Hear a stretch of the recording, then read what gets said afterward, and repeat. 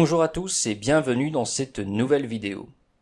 Aujourd'hui, nous allons voir comment accorder un verbe à son sujet et plus particulièrement accorder un verbe à un sujet spécial. Avant d'énumérer les différents sujets spéciaux, il y a deux règles extrêmement basiques à connaître. La première est la suivante. Le verbe s'accorde avec le sujet. C'est vraiment la base de l'accord sujet-verbe. Donc, dans cette phrase, je mange une pomme, le verbe est mange et son sujet est je. Nous avons donc accordé manger à la première personne du singulier. Autre chose simple mais utile à savoir, comment trouver un sujet. Le sujet est la personne ou la chose qui fait une action. On va donc se demander qui fait l'action exprimée par le verbe. Revenons à notre exemple. Nous nous demandons donc qui a mangé une pomme et nous trouvons le je qui est sujet. Passons maintenant au thème principal de cette vidéo, les sujets un petit peu spéciaux. Ils se divisent en deux catégories, les sujets qui sont seuls et les sujets multiples. Dans cette vidéo, nous aborderons les sujets uniques et les sujets multiples seront abordés dans la vidéo suivante. Voici la liste des sujets spéciaux que nous allons traiter dans cette vidéo. Le sujet est qui, le sujet désigne une quantité de choses, le sujet est un collectif, et nous terminerons par le sujet est une phrase ou un infinitif. Premier cas que nous allons donc aborder, le sujet est qui. Partons d'une erreur que beaucoup d'entre vous font. C'est moi qui ai gagné. Le verbe est bien est gagné et le sujet sera qui. Qui est un pronom, ce qui veut dire qu'il remplace un nom ou un autre pronom. Dans ce cas-ci, le qui remplace moi. C'est donc avec le moi que le verbe doit se conjuguer. Moi équivaut à je dans la conjugaison. Nous devons donc accorder notre verbe à la première personne du singulier. Cette règle est valable lorsque l'on sait ce que le qui remplace. Mais dans certains cas, nous ne savons pas ce que le qui remplace, comme dans cette phrase « Qui a gagné ?» Ici, le qui est pronom interrogatif. Il remplace de nouveau un nom ou un pronom, sauf que nous ne savons pas exactement qui il remplace. Dans ce cas-là, l'accord se fera à la troisième personne du singulier. Sujet suivant que l'on va analyser, le sujet désignant une quantité. Voici une première phrase que l'on va analyser. Beaucoup d'animaux sont abandonnés pendant les vacances. Le sujet est beaucoup d'animaux.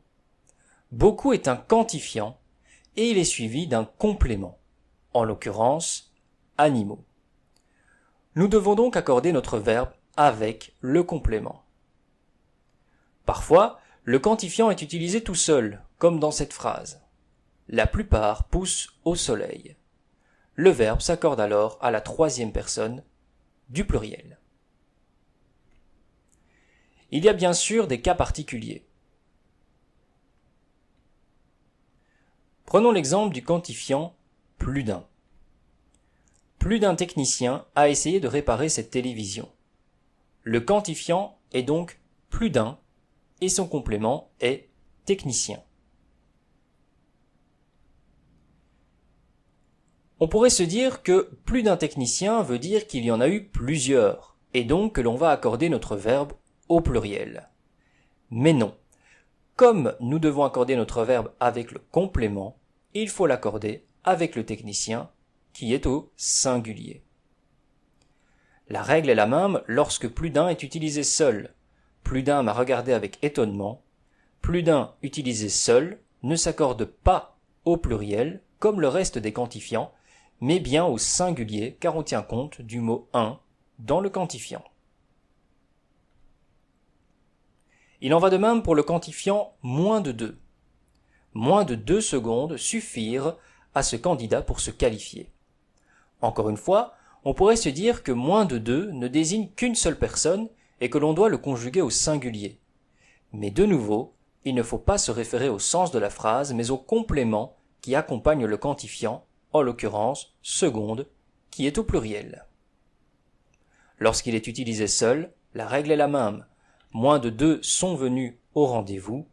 Nous tenons compte du 2 présent dans le quantifiant et nous accordons notre verbe à la troisième personne du pluriel. Règle suivante de l'accord sujet-verbe. Le sujet est un collectif. Un collectif désigne un groupe de personnes ou de choses, et la question que l'on se pose souvent est: doit-on accorder notre verbe avec le mot qui désigne le groupe, et qui est au singulier, ou avec les membres de ce groupe, qui eux sont au pluriel? En fait, cela dépend du sens de la phrase, ce qui en fait l'une des règles les plus compliquées de l'accord sujet-verbe. Voici 2 exemples. Une foule de clients attendait devant l'entrée du magasin, et un tas de cailloux dévalèrent la pente. Une foule de et un tas de désignent tous deux des collectifs. Pourtant, les verbes qui leur sont associés sont tantôt au singulier, tantôt au pluriel. La règle nous dit que lorsque l'on considère que le groupe de choses ou de personnes fait la même action de la même manière et en même temps, le verbe se conjugue au singulier. Si le groupe de choses ou de personnes font les actions chacune séparément, le verbe s'accorde au pluriel. Dans notre premier exemple, les gens sont groupés devant l'entrée du magasin et font la même action. Ils représentent un bloc de personnes. On considère donc que c'est le groupe qui fait l'action et pas chacune des personnes qui fait l'action à sa manière. Dans le deuxième exemple, chaque caillou va dévaler la pente à sa façon. Ils ne vont pas tous aller dans la même direction ni à la même vitesse. On considère donc que chaque caillou dévale la pente et l'accord se fera au pluriel. Encore une fois, un cas particulier va nous compliquer la tâche. Il s'agit du sujet « le peu de », comme dans ces phrases. Le peu d'efforts qu'il a fourni n'a pas suffi à l'amener à la réussite. Et le peu de mouvements effectués le faisait transpirer. Encore une fois, pour expliquer pourquoi l'un est accordé au singulier et l'autre au pluriel, il va falloir faire attention au sens de la phrase. Dans la première phrase, les efforts n'ont pas suffi à réussir. On exprime donc une insuffisance, un manque. Tandis que dans la deuxième phrase, même s'il n'y a pas eu beaucoup de mouvements, ils ont suffi à le faire transpirer. Donc, il faut accorder le verbe à la troisième personne du pluriel. Voici le dernier cas que l'on va aborder dans cette vidéo. Le sujet est une phrase ou un infinitif. Nous finissons avec une règle plus simple, car si le sujet est un infinitif ou une phrase complète, le verbe s'accorde à la troisième personne du singulier, comme dans ces 2 exemples. Respirer est essentiel pour vivre et que tu viennes à ma fête me ferait plaisir. Dans la première phrase, le sujet est un infinitif et le verbe s'accorde à la troisième personne du singulier. Dans la deuxième phrase, le sujet est une phrase complète et le verbe s'accorde aussi à la troisième personne du singulier. Petit récapitulatif. Lorsque le sujet est le pronom qui, soit il remplace un nom ou un pronom, dans ce cas-là le verbe s'accorde avec ce nom ou ce pronom, soit il est utilisé seul dans une question, dans ce cas-là le verbe s'accorde à la troisième personne du singulier. Lorsque le sujet est un quantifiant, s'il est suivi d'un complément, le verbe s'accorde avec celui-ci. S'il est employé seul, le verbe s'accorde à la troisième personne du pluriel. Si le quantifiant est plus d'un, le verbe s'accorde à la troisième personne du singulier. Et si le quantifiant est moins de 2, le verbe s'accorde à la troisième personne du pluriel. Lorsque le sujet est un collectif, soit on considère que c'est tout le groupe qui fait la même action au même moment et de la même façon, alors le verbe s'accorde à la troisième personne du singulier, soit on considère que chaque membre du groupe fait l'action à sa façon, alors le verbe s'accorde à la troisième personne du pluriel. Dans le cas de le peu de, si le peu de choses que l'on exprime ont suffi à faire quelque chose, on accorde le verbe à la troisième personne du pluriel.